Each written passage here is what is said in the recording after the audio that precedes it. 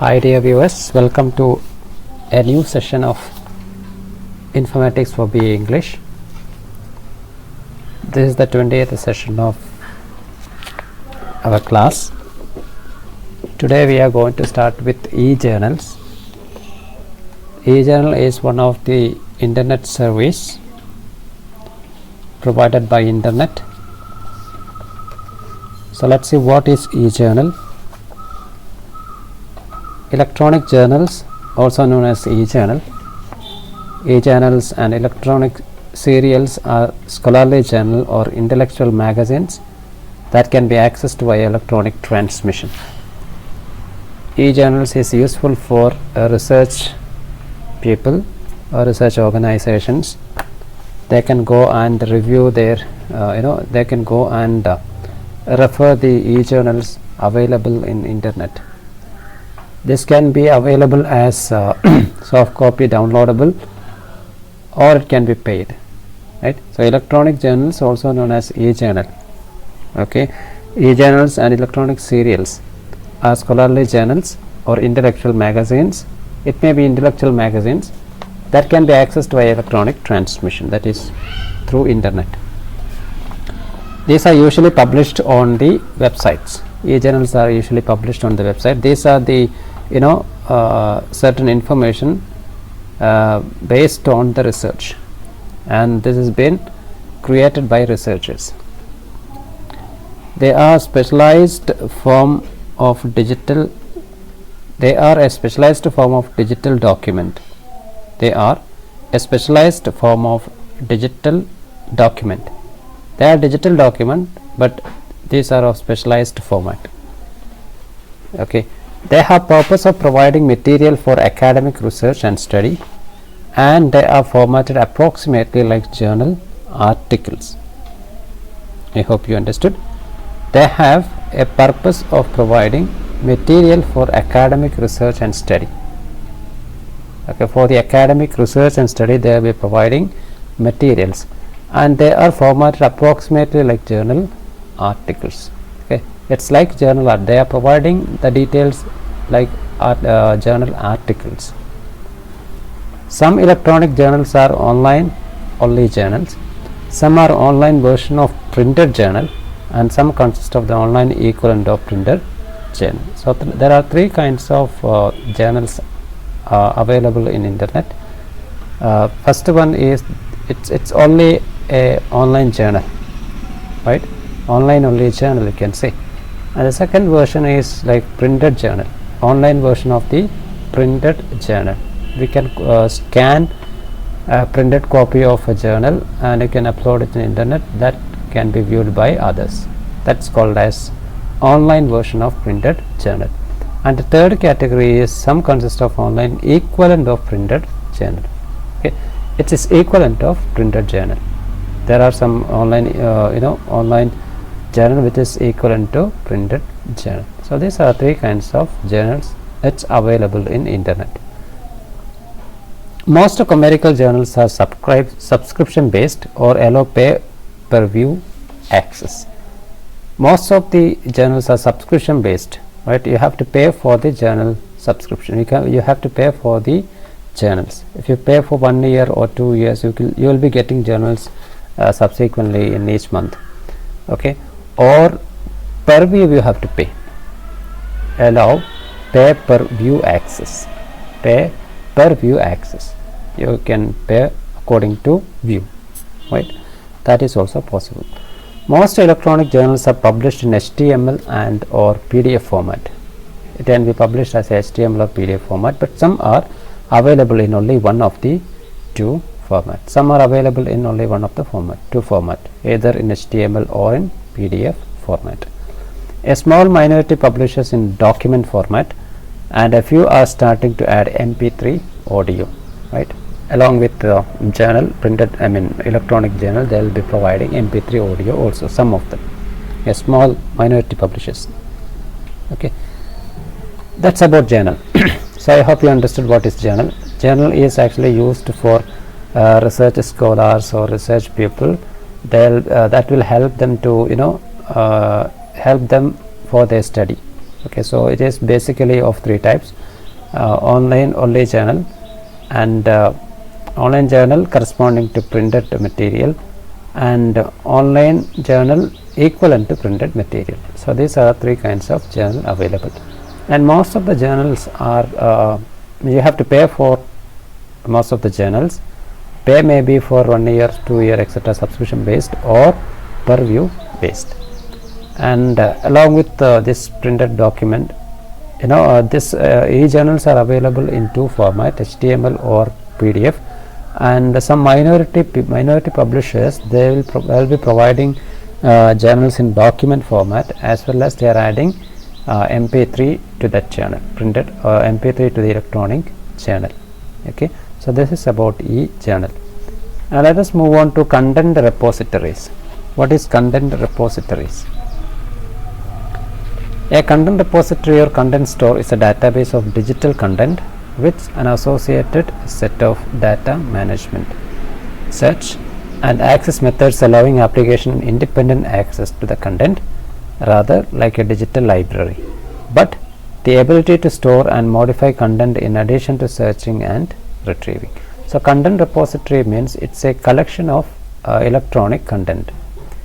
According to the user's perspective, the users can access the data stored in the content repositories based on their needs.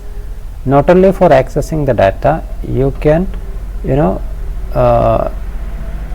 not only to store the content in content repository, you can search and retrieve. That is also possible.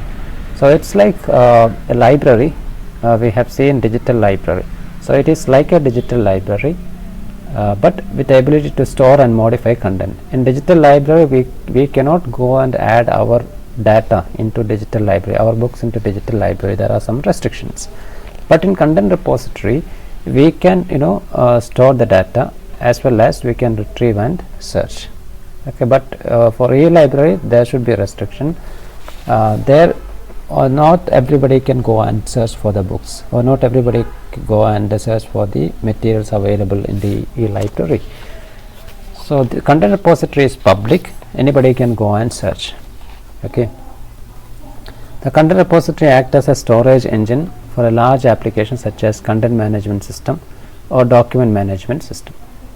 Okay, which adds a user interface on top of the repository's application programming interface. So this is like a it is act as a storage engine, where the large applications such as content management system, CMS, you may be heard about CMS, content management system, or DMS, document management system, which adds a user interface.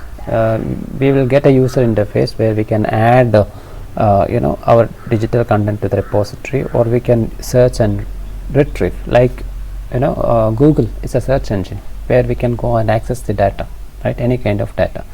So here content repository also user is having a user interface where we can interact with the content repository. Interaction means we can store content to repository, we can access and search, we can search and access the content. Okay, so for that we need a for that we need a user interface that is provided by content repository.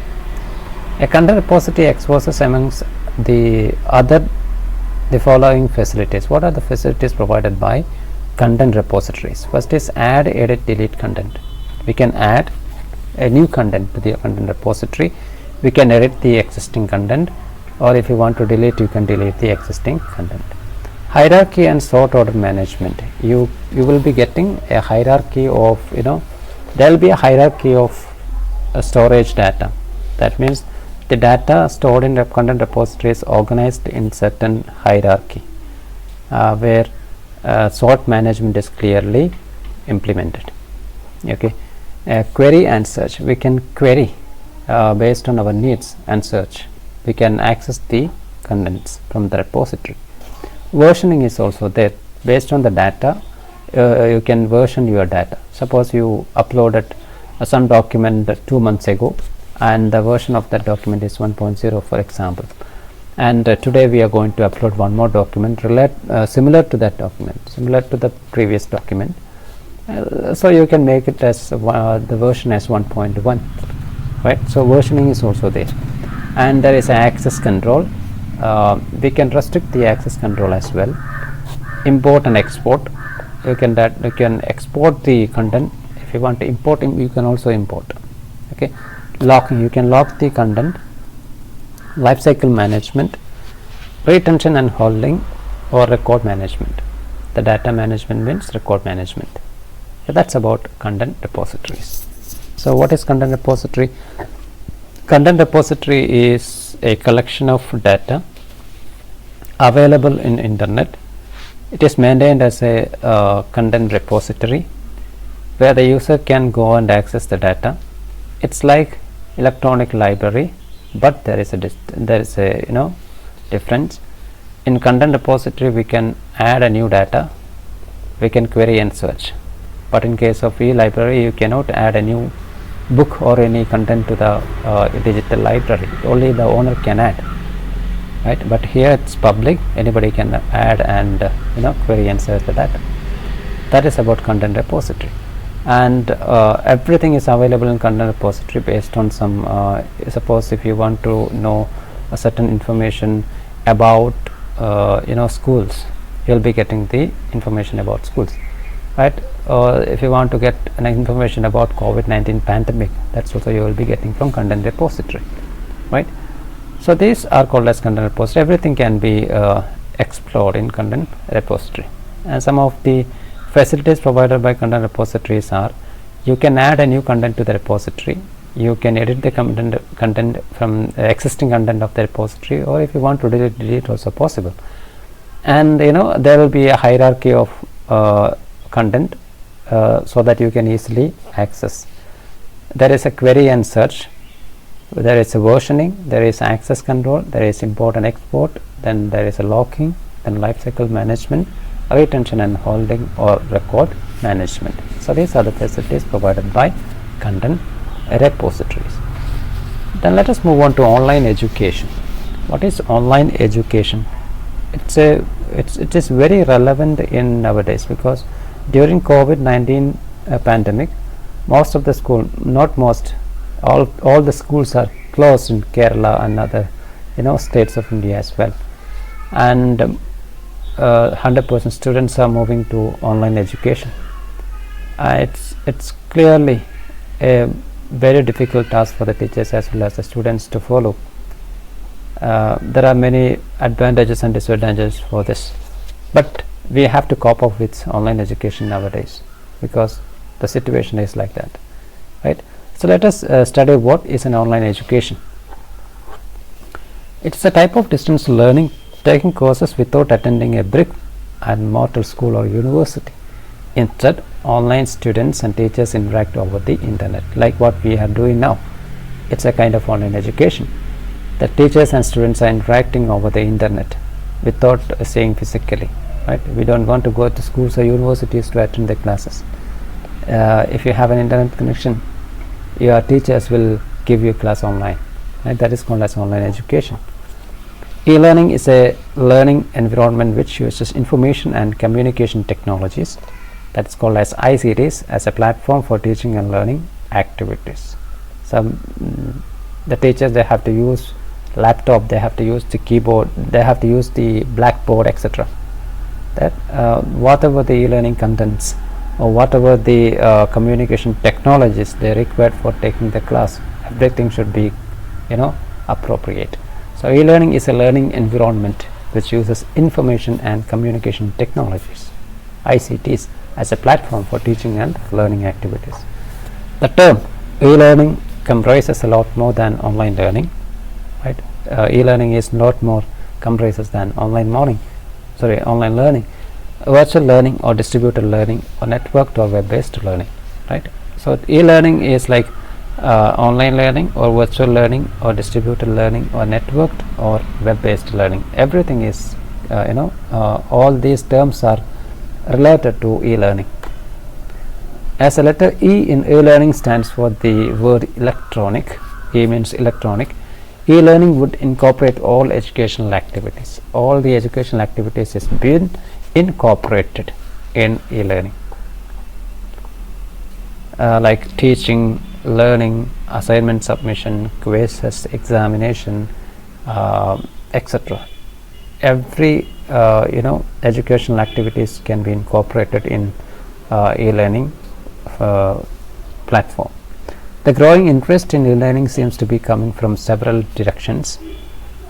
You may be having, you can see that online education is not only in schools but also in universities, in colleges, in many organizations. E-learning has been implemented so far, right? It may be in several directions. E-learning can be incorporated in schools, like in Kerala. Victor's channel is there. Through Victor's channels, many the students are benefited. They are actually viewing their classes through Victor's channel, and most of the schools are providing online education by their teachers, as by choosing their teachers as well. And there are many electronic content can be useful, and there is a platform very useful for e-learning called Google Classroom. So there are many many e-learning facilities can be used for online education, right? Despite this level of interest in learning, it is not without constraint and limitation. It is not without constraint and limitations. Level of interest in e-learning is not concerned with their constraints and limitations. We know that there are many students who are not getting the correct classes through online. That is because of the lack of internet facility or any other facilities that's required for e-learning, right? That because of that, there will be a lack of interest in e-learning or online education. The fundamental obstacle to growth of e-learning is a lack of access to the necessary technology infrastructure, for without it there can be no e-learning. See, I have mentioned in earlier sentence, if anybody want to attend for e-learning classes or online schooling, they need infrastructure, electronic infrastructure to attend. At least they need a mobile phone, smartphone with internet connection. If they don't have that, it's difficult to attend for the online classes or e-learning activities. Poor or insufficient technology infrastructure is just as bad, as it can lead to unsavvy experiences that can cause more damage than good to teachers, students, and learning experiences. See, if I'm taking a class and I don't have proper internet connection here, it is difficult for the students like you to understand my class. And I have a very good internet connection, but some of you don't have internet connection, then it is of waste. There should be a mutual understanding between the teacher and the students. Both of them have a clear-cut internet connection and technologies, internet connection, and this internet connection and technology infrastructure, then only they can come and attend for the classes. While the cost of the hardware and software are falling, often there are other costs that have often not been factored into the development, into the deployment of e-learning ventures. And nowadays you can see the hardware and software cost is actually been falling, but there are certain area where we cannot expect such kind of fall, right? Like internet usage, usage amount, you have to pay as such, right? There is no such reduction in that amount. So there are areas where we cannot compromise e-learning activities based on the based on the hardware and software configuration, based on the hardware and software available. The most important of these includes the cost of infrastructure support and its maintenance. That is very important, right? The cost of infrastructure support and the maintenance, that is very important in online e-learning ventures. An appropriate training of staff to enable them to make the most of the technology, that is also it's difficult task. To train the faculties, those who don't know how to use computer, to laptop, how to use the ICT enabled devices, then it's difficult for the e-learning ventures to give appropriate classes for the students. That is, these are all disadvantages of online education. These are all demerits of online education, right? Difficulties of online education. Now, e-learning is a computer and network enabled transfer of skill and knowledge. E-learning is the computer and network enabled transfer. They have to use the computer or network enabled devices to transfer the knowledge and skills. Content of e-learning material is delivered through the internet, intranet or extranet, audio or video tape, satellite TV and CD-ROM. All these can be used for delivering the content. Okay, intranet or extranet, audio or video tape, satellite TV and CD-ROM, etc. Nowadays, it is commonly thought that new technologies can strongly help in education. New technology can strongly helps in education. Like new technology in the sense we have Zoom, we have Google Meet, we have Google Classroom. There are many technologies available now for taking online classes perfectly. Abbreviation like CBT, computer based training, IBT, internet based training, or WT, web based training have been used as a synonym to e-learning. Okay, these are some concepts in e-learning: CBT, IBT and WBT. That's about online learning, and this is very important in in nowadays. It's very important, e-learning. Then let us move on to internet directories. So what is internet directories? A web directory or link directory is a directory on the World Wide Web. A web directory or link directory is a directory on the World Wide Web. It's like a computer directory, CDE. Specialized in linking to other websites and categorizing those links. It is specialized to other websites and categorizing those links. You know that the information is captured through websites, right? In the website that those are hosted in www.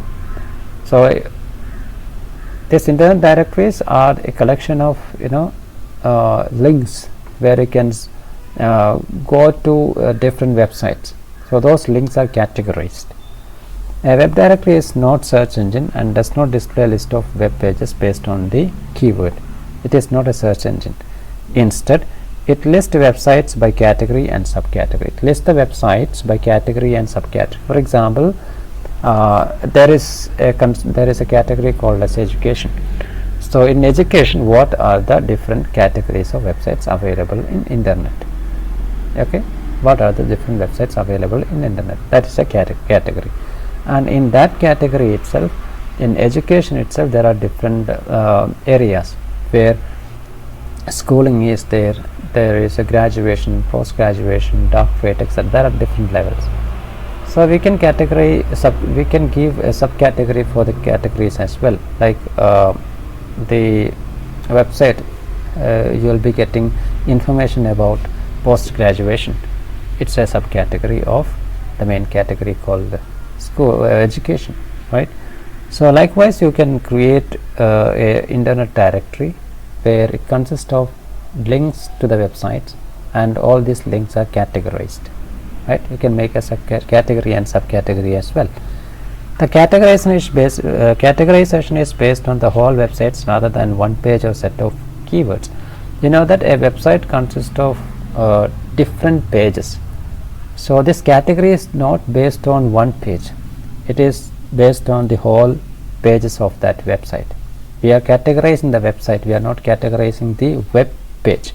So here the internet directories are not categorizing the web page. The internet directories are categorizing the websites. Websites means collection of web page. Okay. Most of the directories are general in scope and list websites across wide range of categories, like regions and languages. It's not only for not only categorizing in categorizing in certain platform or certain areas. It's also categorizing in regions and languages as well. Example of well-known general web directory are Yahoo directory and the Open Directory project ODP. These are the two well-known web directories. ODP is significant due to its extensive categorization and large number of listing, and it's free, available for use other directories and search engines. I'll show you one search engine one internet directory, that is ODP. Let's see.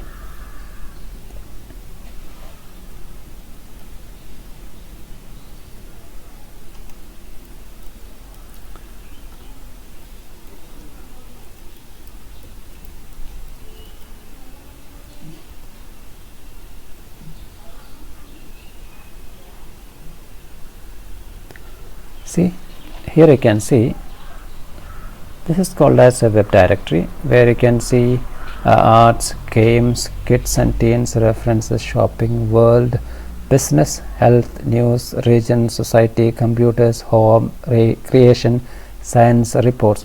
These are the different categories. There is an option for search. There is an option for search the category as well. So these are the directory categories.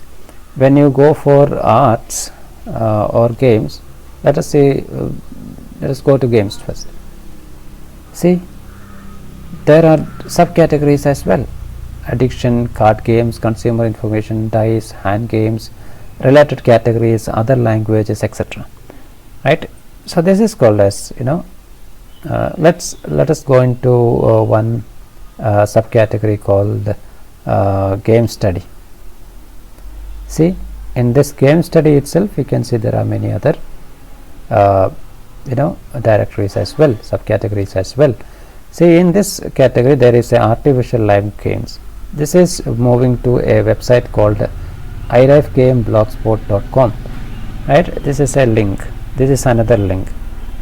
So a directory consists of links, right. A web directory consists of links. So let us move on to this artificial games. Let us moving to artificial life game. So this is a website where you can see information about artificial life games, right. This not only a single page, it consists of many other pages as well. When you go to this page, this is another page of this website, right. So I hope you understood what is web directory. A web directory consists of link to many websites, and that is based on the category. You can category a list of websites, and also you can give a subcategory for the main category as well. So like this, okay.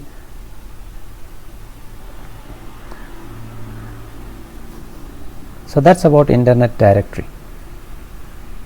Then features of directories are free submission. First feature of directory is a free submission. There is no charge for the review and listing of the sites. There is no charge. We have seen that we have gone to ODP and we have searched, right. We haven't given any charge. We haven't been paid for searching. It's free submission. Second, reciprocal link. A link back to the directory must be added somewhere on the submitted site in order to get listed in the directory. Reciprocal link will be there. Suppose if you come from the first page and move to 10th page, you can see a link over there, so that anytime you can go back, right. Here you can see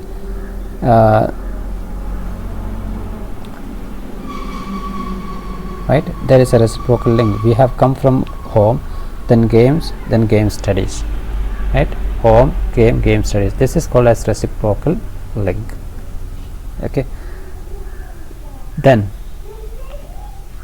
no reciprocal link. A web directory where you will submit your links for free and no need to add link back to your website, okay.